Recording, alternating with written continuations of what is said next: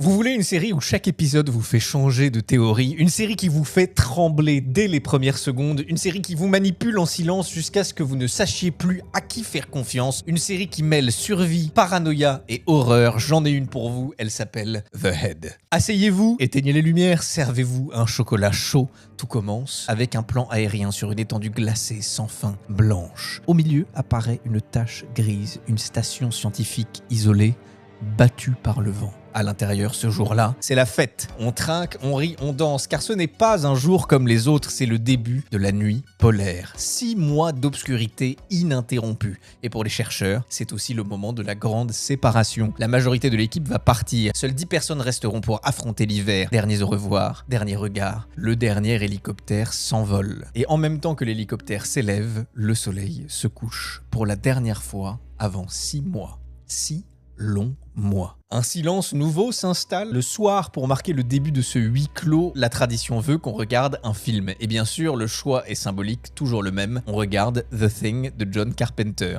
Un film sur une équipe de chercheurs piégés avec une chose dans une base en Antarctique. Pendant qu'eux-mêmes s'apprêtent à passer 6 mois piégés dans une base en Antarctique. Le clin d'œil est un peu glauque, mais c'est devenu une tradition. Sauf que Maggie, la médecin de la mission, n'arrive pas à trouver ça drôle. C'est son tout premier hiver ici, et ce genre d'humour, elle ne le partage pas. Elle quitte la pièce, elle préfère l'air glacial à l'ambiance dans le salon. Dehors, le froid est brutal, le vent hurle, la nuit éternelle s'installe. Un autre membre de l'équipage la rejoint et lui demande si ça va, et là, entre deux bourrasques, un mouvement, quelque chose rampe lentement sur la glace. Un phoque, perdu. Épuisé à des kilomètres de la mer. Maggie veut l'aider, mais son collègue la stoppe. Ici, on ne doit pas interférer. Règle numéro 1, ici, on observe, on n'agit pas. Maggie se résigne et la station s'endort, bercée par les bourrasques et par le froid. Puis, le noir total, on fait un bond dans le temps. On se retrouve 6 mois plus tard. Le soleil se lève enfin. Un hélicoptère fend le ciel. À l'intérieur, ceux qui étaient partis. L'inquiétude est palpable. Cela fait 3 semaines qu'ils n'ont plus reçu aucun signal de la base. Johan est parmi eux. Sa femme faisait partie des 10 personnes restées sur place. À l'atterrissage, rien. Personne ne sort les accueillir. La station est fermée,